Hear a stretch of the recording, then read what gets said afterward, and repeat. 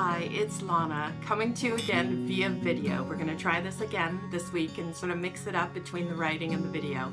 And this week I wanted to share something I'd seen on YouTube with an actor and comedian named Dax Shepard. If you're not familiar with him, that's okay. Some people don't know him, but he's married also to Kristen Bell, who played one of the characters on the Disney show, I think it was Disney, Frozen. But anyway, Dax was talking with somebody about his struggle with drugs and alcoholism. And he said that he used to write in a journal of his all the times that he would attempt to stop drinking or taking drugs. And this journal kind of filled up with all of these attempts and all of his going back to the drinking or the drugging. And to him, the journal started to represent his failure and started to take on the meaning of what a loser I am. Look at all these times I failed to do the one thing that I really want to do, stop drinking and stop taking drugs. And so he had this journal, and it definitely represented a secret shame for him.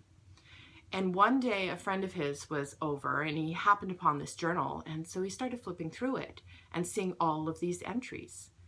And when Dax saw his friend looking through his journal, he was absolutely mortified because this was a secret. This was something he didn't want to share with anybody because this, to him, represented failure, his personal failure in life. And when his friend turned to Dax and looked at him, he actually had tears in his eyes. And Dax was confused by this. And his friend said, Dax, when I look at this, I don't see failure. I don't see a man who's a loser. I see a man who keeps going. I see a man who's full of resiliency. I see a man who never gives up. And Dax, for the first time, saw something new.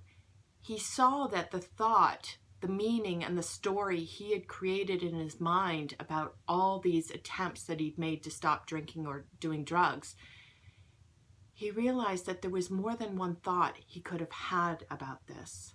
He didn't realize that before. He thought that the thought he had about being a loser and a failure was the only thought and the only conclusion that anybody could come up with seeing this. And it opened his eyes to a new possibility, that he didn't have to be stuck or married to the thought that came to him at that time and that he attached to. There were other possibilities out there. Now, this story is relevant for every single person out there, because how many times do we get stuck with a story or a meaning we create because we had a thought and we attached to that thought and thought that there was no other possible meaning we could give to it? And how many times has that story and that meaning created emotional or psychological pain for us and suffering?